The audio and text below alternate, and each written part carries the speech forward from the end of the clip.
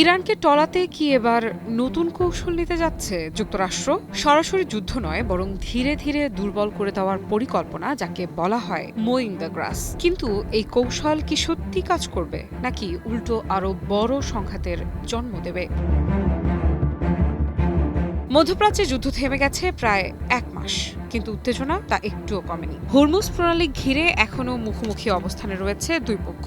একদিকে ইরানের নিয়ন্ত্রণ, অন্যদিকে যুক্তরাষ্ট্রের পাল্টা অবরোধ। বিশ্ব জ্বালানি সরবরাহের এই গুরুত্বপূর্ণ রুট এখন পরিণত হয়েছে এক কৌশলগত দাবার বোর্ডে। এমন পরিস্থিতিতে আলোচনায় এসেছে মোয়িং দ্য গ্রাস কৌশল, যেখানে প্রতিপক্ষকে পুরোপুরি ধ্বংস না করে বারবার সীমিত আঘাতে দুর্বল রাখা হয়। এই কৌশল দীর্ঘদিন ধরে ব্যবহার করে আসছে ইসরায়েল, বিশেষ করে হামাস এবং হিজবুল্লাহর বিরুদ্ধে। কিন্তু প্রশ্ন হলো, এই কৌশল কি ইরানের মতো একটি রাষ্ট্রের বিরুদ্ধে কার্যকর হবে, নাকি এতে পরিস্থিতি আরো জটিল হয়ে উঠবে?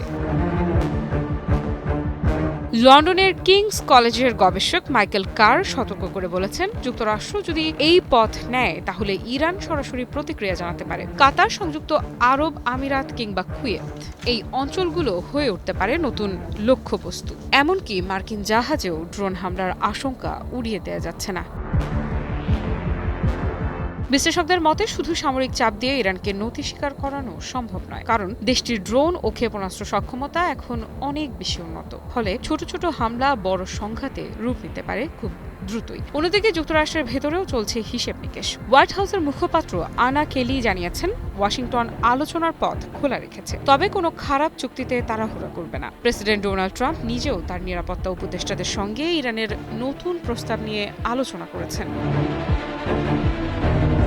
তবে বাস্তবতা হলো, এই সংঘাত এখন না যুদ্ধ না চুক্তি অবস্থায় আটকে আছে। কাতার সতর্ক করে বলেছে, এটি ফ্রোজেন কনফ্লিক্টে পরিণত হতে পারে, যেখানে যুদ্ধ থেমে থাকে কিন্তু উত্তেজনা কখনোই শেষ হয় না। কাতারের জর্জটাউন ইউনিভার্সিটির বিশেষজ্ঞ মেহরান কামরাভা মনে করেন, এই অবস্থা দুই পক্ষের জন্যই ব্যয়বহুল। ইরান দীর্ঘদিন হরমুজ বন্ধ রাখতে পারবে না, আবার যুক্তরাষ্ট্রও অনির্দিষ্টকাল অবরোধ চালিয়ে যেতে পারবে না। অর্থনৈতিক দিক থেকেও চাপ বাড়ছে। যুক্তরাষ্ট্রের একটি থিঙ্ক ট্যাঙ্কের হিসেব অনুযায়ী যুদ্ধের প্রথম মাসেই খরচ হয়েছে 20 থেকে 25 বিলিয়ন ডলার। আর বড় ধরনের স্থল অভিযান চালাতে গেলে এই খরচ মাসে 55 বিলিয়ন ডলার ছাড়িয়ে যেতে পারে। অন্যদিকে ইরান হরমুজ প্রণালীকে ব্যবহার করছে কৌশলগত অস্ত্র হিসেবে। টোল আরোপ করে এবং চলাচলে নিয়ন্ত্রণ বসিয়ে তারা চাপ সৃষ্টি করছে, যাতে যুক্তরাষ্ট্র আলোচনায় ছাড় দিতে বাধ্য হয়। কি বুঝলেন ভাই? অনলি যেটাই চাই।